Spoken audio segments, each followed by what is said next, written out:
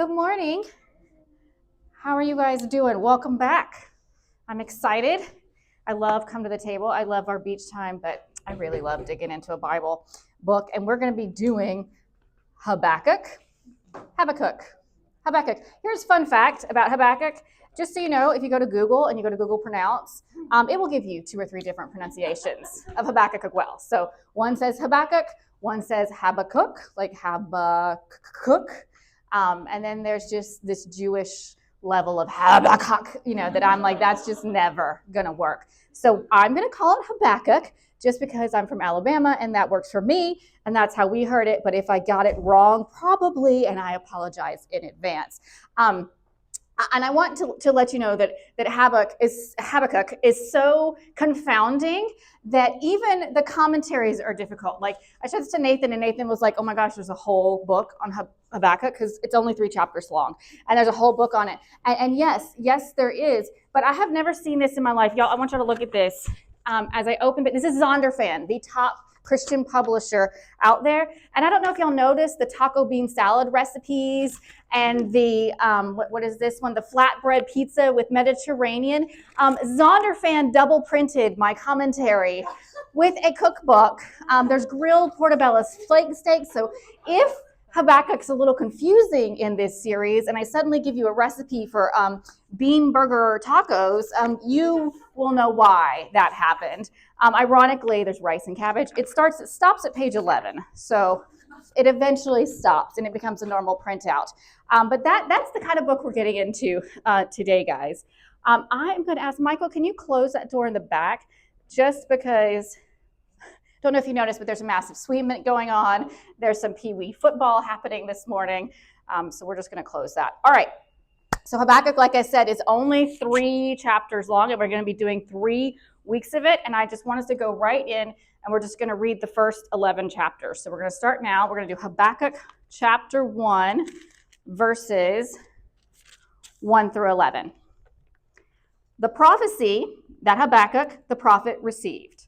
How long, Lord, must I call for help, but you do not listen? How long, Lord, must I call for help, but you do not listen? Or cry out to you, violence, but you do not save? Why do you make me look at injustice? Why do you tolerate wrongdoing? Destruction and violence are before me. There is strife and conflict abounds. Therefore, the law is paralyzed and justice never prevails. The wicked hem in the righteous so that justice is perverted. Look at the nations and watch and be utterly amazed, for I am going to do something in your days that you would not believe even if you were told.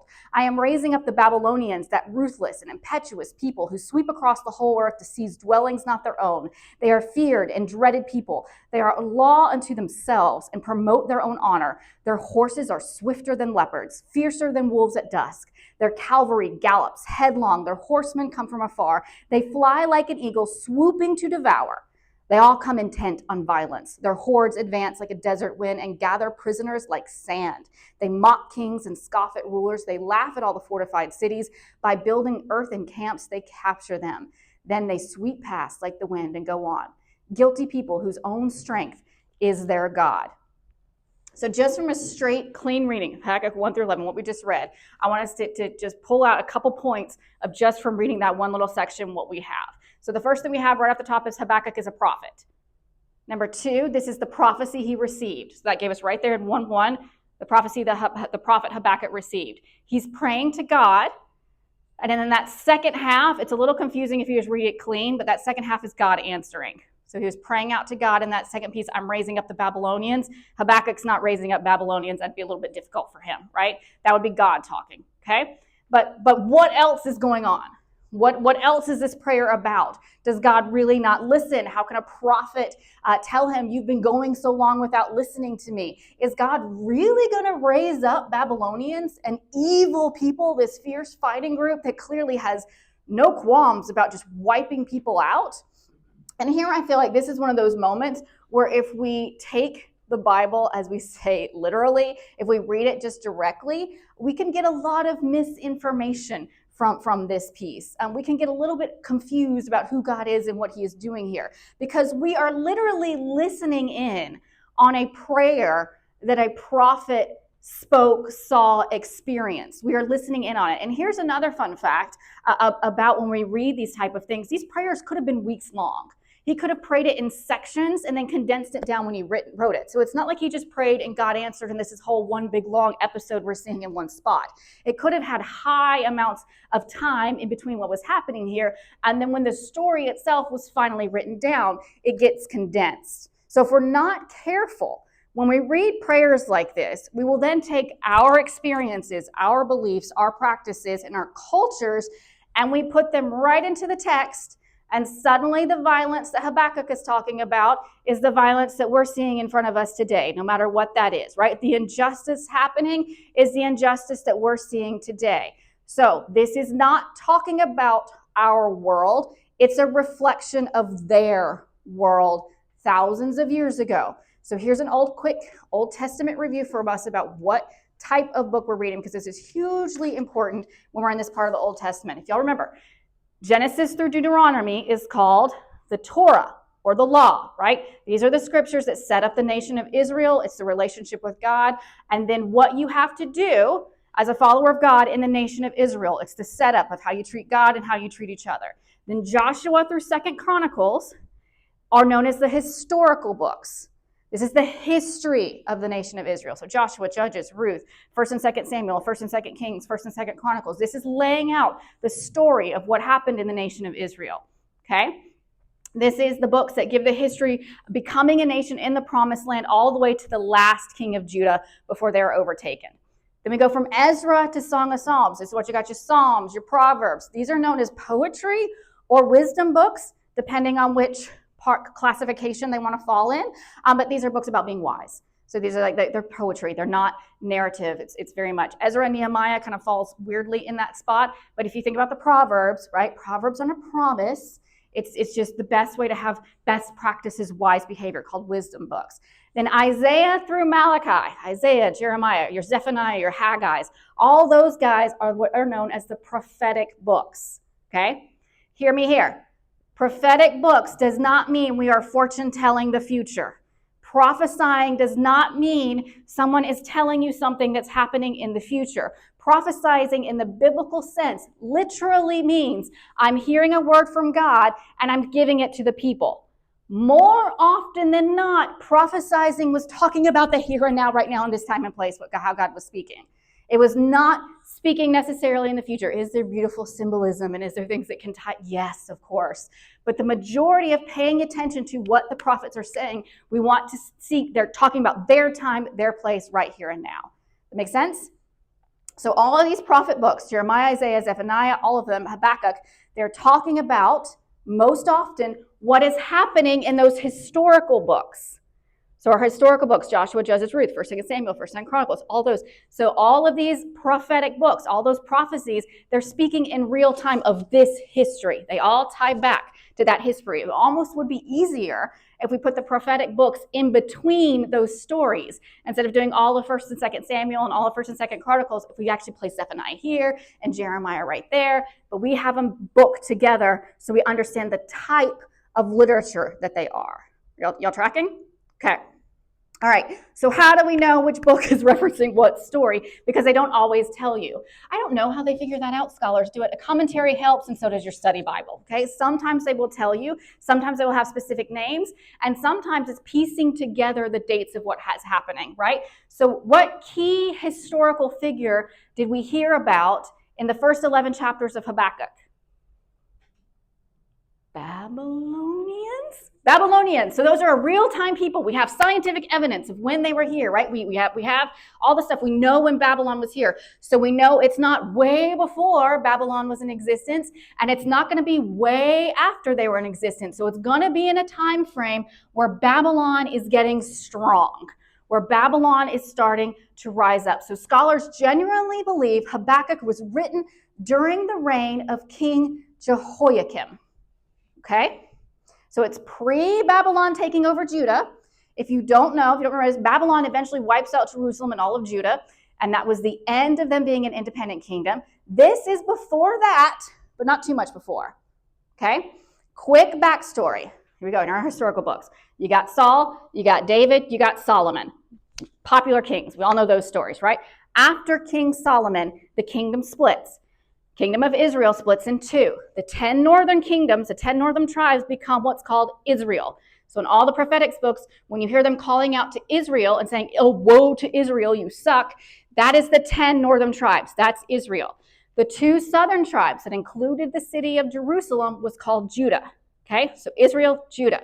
At one point in history, Assyria rises up, takes over Israel, wipes them out. All of Israel vanishes to history. We lose all those 10 tribes because of the Assyrians. They take over, they wipe them out.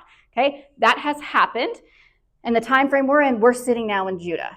Okay, we're in the space in Judah. And if you remember in 1st and 2nd Chronicles, 1st and 2nd Kings, there's a lot of listing of so-and-so reigned for 13 years, and he did evil in the eyes of the Lord.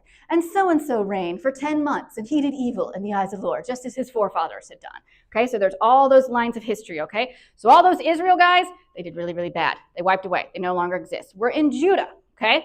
In Judah. Judah still remains. Assyria was powerful. Babylon's starting to rise.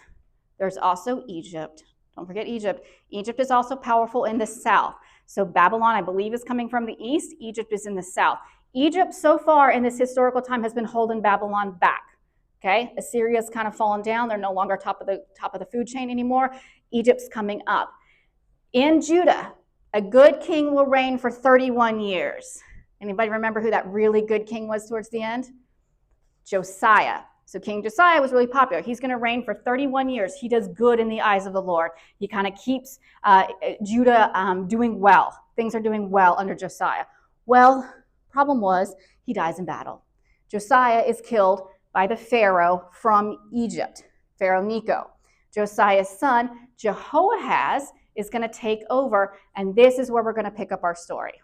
Okay? So we're actually going to go back to 2 Kings, because remember, our prophetic books are speaking into our historical books. So let's read the history that this is going to be speaking into. We're going to go to 2 Kings. We're going to read chapter 23, 31 through 37. Jehoahaz was 23 years old when he became king, and he reigned in Jerusalem 3 months. His mother's name was Hamutai, daughter of Jeremiah. She was from Libnah. He did evil in the eyes of the Lord, just as his predecessors had done. Pharaoh Necho put him in chains at Riblah. Remember, Pharaoh Necho is the guy who killed his dad, Josiah. Pharaoh Necho put him in chains at Riblah in the land of Hamath, so that he might not reign in Jerusalem, and imposed on Judah a levy of 100 talents of silver and a talent of gold. Pharaoh Necho made Eliakim, son of Josiah, king in place of his father, and Josiah, and changed Eliakim's name to Jehoiakim. So Pharaoh Necho places Jehoiakim in power, changes his name to Jehoiakim. But he took Jehoahaz and carried him off to Egypt, and there he died. Jehoiakim paid Pharaoh Necho the silver and gold he demanded. In order to do so, he taxed the land and exacted the silver and gold from the people of the land according to their assessments. So Jehoiakim is one of Josiah's sons, but the apple is going to fall very, very far from the tree. What was common in the ancient world was to demand payment for not sacking your city, right? So they would come and they would take it over, and they would be like, we could sack this city, we could take everyone, rape everyone, take everybody into slavery, or you could pay us some money for a while. And so that was where you got a vassal treaty, if you've ever heard of those before. And so what Egypt did, Egypt comes in, kills your king, we could take over. We just want to be rich, though. We don't actually want to occupy this land. So to keep us from coming in and wiping your city out, you're going to pay us all this silver and gold. And you're going to pay it on a schedule, and we're going to come back for it, okay? Protection money, if you will, right? Okay, so what's happening here is then Habakkuk puts the tax on the people, okay? So I want to get through the part where it says, where does the tax money come from? His own people. So he taxed the land, exacted the silver and gold from the people of the land according to their assessments. Is that wrong? The whole kingdom has to step up, right? The whole kingdom would need to step up, but he's trying to protect the kingdom. But wait, there's always more history to be found in the Bible. Jeremiah has something to say about it. So Jeremiah was a prophet in the same time frame. So now we want to read Jeremiah 22, 11 through 23. Let's see what good old Jeremiah is very feisty, okay? You know this going into this. For this is what the Lord says about Shallum, son of Josiah, who succeeded his father as king of Judah, but has gone from this place. He will never return. He will die in the place where they have led him captive. He will not see this land again. I don't know why Jeremiah is calling him Shallum. That's Jehoahaz. He's been taken into going, that's who that is. He's the son of Josiah. He's taken. Woe to him who builds his palace by unrighteousness, his upper rooms by injustice, making his own people work for nothing, not paying them for their labor. He says, I will build myself a great palace with spacious upper rooms. So he makes large windows in it, panels in it with cedar, and decorates it in red. Does it make you a king to have more and more cedar? Did not your father have food and drink? He did what was right and just, so all went well with him. He defended the cause of the poor and the needy, and so all went well. Is that not what it means to know me, declares the Lord? But your eyes and your heart are set only on dishonest gain, on shedding innocent blood, and on oppression and extortion. Therefore, this is what the Lord says about Jehoiakim, son of Josiah, king of Judah. They will not mourn for him. Alas, my brother, alas, my sister, they will not mourn for him. Alas, my master, alas, his splendor. He will have the burial of a donkey, dragged away and thrown outside the gates of Jerusalem. Go up to Lebanon and cry out. Let your voice be heard in Bashan. Cry out from Abiram, for all your allies are crushed. I warned you when you felt secure, but you said, I will not listen. This has been your way from your youth, and you have not obeyed me. The wind will drive away all your shepherds, and your allies will go into exile. Then you will be ashamed and disgraced because of all your wickedness. You who live in Lebanon, who are nestled in cedar buildings, how you will groan when pangs come upon you, pain like that of a woman in labor. So Jeremiah is set up in a way where he's going to list the offenses the person's doing and then what God is going to do about it. So look at this. It said, woe to him who builds his palace by unrighteousness. He says, I will build myself a great palace with spacious upper rooms. A little further down. Does it make you a king to have more and more cedar? Like you can just hear the scoff from Jeremiah because he's speaking directly to the king when he's saying this. Remember, back in 2 Kings, Jehoiakim paying a tribute to Egypt, he's taxing his own people to cover it while building a palace for himself. This is the strata Judah finds itself in. It's not independent. It's threatened on all sides. It's paying tribute to a foreign pharaoh. One, by the way, was the country they'd escaped slavery from. God had redeemed them from. And now they find themselves owing Egypt again. And they are taxing the people. The rulers are putting the burden on the people. I want us to read Habakkuk 1 through 11 one more time. Now that we know what's going on in the world, what is Habakkuk actually saying here? The prophecy that Habakkuk the prophet received. How long, Lord, must I call for help, but you do not listen? Or cry out to you violence, but you do not save? Why do you make me look at injustice? Why do you tolerate wrongdoing? Destruction and violence are before me. There is strife and conflict abounds.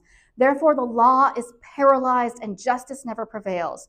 The wicked hem in the righteous so that justice is perverted. The Lord's answer, look at the nations and watch and be utterly amazed, for I am going to do something in your days that you would not believe, even if you were told. I'm raising up the Babylonians, that ruthless and impetuous people, who sweep across the whole earth to seize dwellings not their own. They are feared and dreaded people. They are law to themselves and promote their own honor. Their horses are swifter than leopards, fiercer than wolves at dusk. Their cavalry gallops headlong. Their horsemen come from afar. They fly like an eagle, swooping in to devour. They all come intent on violence. Their hordes advance like a desert wind and gather prisoners like sand. They mock kings and scoff at rulers. They laugh at all the fortified cities. By building earthen ramps, they capture them. They sweep past like the wind and go on. Guilty people whose own strength is their God. Again, you can kind of just hear the tone now of Habakkuk saying, fix it, Jesus. Except Jesus hasn't happened yet. He doesn't know anything about Jesus. It's Yahweh. It's not Jesus. But how long, Lord? How long will you let the rich set the own rules for themselves? How long will you let opulence happen in your own temples, churches? How long will that opulence happen in your own churches while the people who attend them can't afford to pay their own bills? How long will you let power claim your name and then commit such atrocities against the very people you're claiming God over? Children are starving and you're doing nothing, Lord. The Lord's answer so far is to just raise up something worse. Okay? And here is where all the context, in my opinion, this is where we get the angry God motif of the Old Testament. This is where a lot of us read into why is God so angry. And I want to be clear, because we read Jeremiah and we read Habakkuk. God is angry, but it sounds like it's the people who are genuinely seeking him are the most angry. They're the ones that are angry first. Jeremiah and Habakkuk were here being like, what the do something about this. Why do you make me look at injustice? Why do you tolerate wrongdoing? Dude, I want to scream that personally myself every time I look at the news these days, right? Like a $200 million ballroom maybe while we're trying to buy houses ourselves, right? Our ruler is making more space for himself, building a palace while people for the country struggle, while people in their own buildings are struggling. Now, what I just did right there, what did I just do? Made it about us. Okay. Did y'all get a little, I felt a little, listen, right. We don't want to do that. We can't turn it into an attack on the American government. Okay. I know we just all did that. I brought y'all into that for a hot second. Let me clear it up. That is our own brains, our own attempts to try and to relate what's happening here. It's natural. We're going to try to do that. All of us will have our own versions of how we want to do that. All right. We don't want to tie what is happening here and always look at our own ruling authorities. Not the same. They're not answerable to God. It's not the same, okay? Because then we use scripture to pick our own stuff, to pick our own parties, to pick out what we want. We leave out things that didn't exist. Like I think that didn't exist 25 years ago, much less 2,000 years ago. Y'all, the Bible's never going to tell us how to make rules governing AI technology. You know what I'm saying? Like there's never going to be a biblical pathway for the best way for us to talk about a technology that's brand freaking new to us, much less didn't exist thousands and thousands of years ago. So then what do we do with it? What do we actually need to do with it? We look at what is being said to God, how it is being said, and what is being said back to learn more about God and about our relationship to him. So one of the ways we can break that down is to learn about God. What we know about God is God does not like injustice, and he will raise people up to stop it. He doesn't like injustice. Sometimes those people are not God-fearing people that he's going to raise up. He's just using the willing, the tools at his disposal. That's a hard thing for us to swallow when we think about injustice and God stopping injustice. He's going to use whoever's willing, and sometimes there's a lot of people that don't love God who are more willing to fight injustice than the people who claim they do love God. That's also terrifying because if you consider the Babylonians, there's going to be a lot of innocent that's going to get caught in the crossfire when that happens. God does not like his people being unawful to his people. He tolerates it for long periods of time, years even, but I think for those of us who scream about injustices in our own lives or the injustices we see that we really want to fix but we don't have the power to, we have to know that God hates it too, that he wants it to stop too. And I've said it before and I'll say it again, I don't believe God steps on our free will. So that means when people choose to be horrible human beings who want to suck the world dry, because really, how much is enough for some of these people?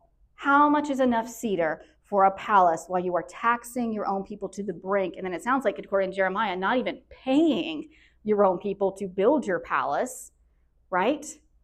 Yet God lets us be us. And that can be really, really awful when we are on the side of the group of people that's being treated unjustly.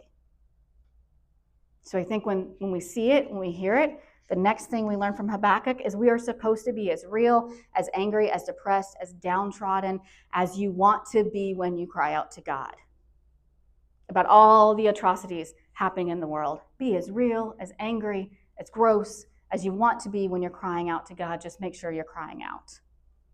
God can handle it. He wants to hear it. He wants to hear how awful you think all of it is. I'm telling you, he doesn't like to see kids bombed or starving any more than we do, anywhere in the world. Anywhere in the world. He doesn't want to see it. He sure as heck isn't okay, no matter all the drama that's happening. This one, there's no way he's okay with young girls becoming the entertainment for the rich men of any society. That's no way. No way he looks at that and like talk about injustice that's just never going to see the light of day, no matter who, all the people involved. It's not okay with that. I think a lot of us can feel so powerless right now, right? Because we have this thing that the prophets have. We have this ability to see it. We have all the social media, we have all the ability to actually see a lot of things in society. Yeah, it's difficult. I hate all the things. I hate war. I think I hate war. It serves no purpose other than keep the wealthy wealthy, just like in Habakkuk's day. It's like the rich are going to fight the other rich in order to get more, and then they use the people they're supposed to protect as their collateral damage, right? I hate what Jeremiah and Habakkuk knew to be true, that when we have dysfunctional rule, here's the hard thing about dysfunctional rule for all of us, the everyday people, they will grow crueler and more self-protective as well. When your rulers at the top are not being fair, when there's no justice available, everybody underneath does the same thing. I just want to bring up toilet paper of 2020. Did we all really need that much toilet paper, right? Like when we all get scared, we all get nervous, we have these reactions that are like, I need all of this. Well, if you're worried it's going to run out, whatever it is, when you're worried your resources are going to run out and you're getting a bunch for yourself, you're guaranteeing someone else isn't getting it, right? Like it's not just the behavior of hoarding it, it's the idea in your head that I have to get it because they'll run out. Well, then that means if they run out, other people aren't going to get it. It brings out the worst in us. And I want to say this about how we get self-protective on our own. We end up blaming each other, right? We can end up blaming each other for the poor leadership of the people that are actually at fault, right? So in Israel, Egypt takes over, demands this amount of money. Now the people have to pay it. Don't think the people at the bottom weren't fighting tooth and nail over who's paying what, and it's unfair that this person over here is paying less than me because of my assessment is this. They're all fighting each other when really the king should be paying that and not building his massive palace, right? I want to say this. God has always been about top-down injustice. There's a lot of people in our world throughout history who battle left to right, red, blue, right? Who battle left to right. Despite what people would say about social and cultural values, like your sexual morals, your belief on abortion, adoption, the place churches have in government and society, God has mostly shown up throughout history of the Bible in top to bottom fights. We don't really see him address the progressive to conservative battles. We don't see him ever really pick a political side on how to lead. What I'm saying is even Jesus fought with those in religious power at the top. He didn't pick a religious side. He didn't pick Pharisee, Sadducee, Zealot. That existed in his day. Yes, Romans were in charge, but make no mistake, there was plenty of people in the Jewish culture battling the same way we battle donkeys and elephants. It was Sadducees, Pharisees, Zealots. He fought all of it. All of it. Whoever was in power and oppressing the people from being able to reach God, that is who he was upset at. Jesus went, power of the people, blessed are the meek, blessed are the poor. Habakkuk is on that same wavelength that we see God doing throughout time. He's not upset about the people wearing mixed fabric, which was a very strict, false gods, yes, there's a limit, that's a problem, but like working on the Sabbath. You don't hear the prophets talking about arguing over how you're working on the Sabbath or how you're tithing. It's not what he was all worked up about. It's the people in power claiming to be placed there by God, paneling their houses with cedar while the country breaks, trying to pay a tax to a foreign king that the people in power agreed to. We can't jump on the injustice bandwagon just to protect ourselves in scary times. That makes us no better than the people who have put us in these situations in the first place. So to me, that means you pay a fair wage. You follow Jesus. If your taxes go up, you pay a fair wage anyway. You don't cut wages just to make higher profits. Greed's going to kill us all. To me, it's the most awful thing. It makes awful people out of all of us. Self-protection will destroy the goodness that God has placed inside each one of us. We don't want to be like them. We don't want to be like the kings. Don't just look for fairness and justice. Be fair and just. That requires bravery. So we have to be brave. Love your neighbor as yourself. Want your neighbor what you want for yourself. Look, we're not ever going to be able to stop the rich and powerful at what they will do and have done for thousands and thousands of years. I think that this was a struggle for me to write because it is pointing to the rich and powerful, and it's a crying out to God about the rich and powerful. And I think well, what can we take from this? And the thing we can take from it is there's nothing we can do. In a lot of ways, of course you can vote. Of course there's things you can do in modern society. You all know what they are. You can donate to the charities. You can do the things. You can pick your causes. You can fight for things in ways that God has uniquely called you to. But they are never going to stop. That's the point. The rich and powerful are never going to stop being rich and powerful and trying to take more money and trying to take more from the people. It is history. It's the beginning of time. And they'll claim God to do it. But we can be like the starfish story. One of my favorite little, I don't even know where it came from, starfish stories. But it's this woman who's walking on the beach. And she sees all the starfish because the storm has come in and they're all stranded on the beach. And she's picking up the starfish one by one and she's throwing them back in. And this guy comes along and he's like, what are you doing? There is no way you're going to be able to save all these starfish. Why? Why are you doing this? You will never make a dent in saving these starfish. They're going to die.